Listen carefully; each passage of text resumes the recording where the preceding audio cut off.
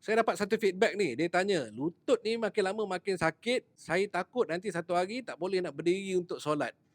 Jadi apa kita nak buat?" Sebelum tu, klik follow dan komen sendi sihat di ruangan chat. Saya faham kerisauan dia itu sebab kita kalau boleh nak solat sempurna.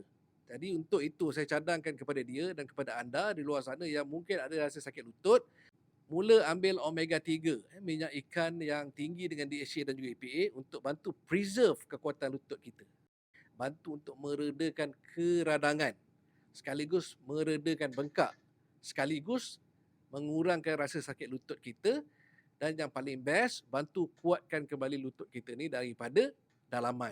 Ini adalah proses natural ataupun semula jadi untuk kita kuatkan kembali lutut kita. Yang penting kita boleh beribadat dengan sempurna, insya-Allah. Cuma kalau nak ambil omega 3, pastikan omega 3 yang kita ambil tu ada KKM, semula jadi dan berkualiti tinggi. Nak tahu yang terbaik dan juga cara makan yang betul, komen saja sendi sihat di ruangan chat ataupun tekan bio untuk berombol lanjut.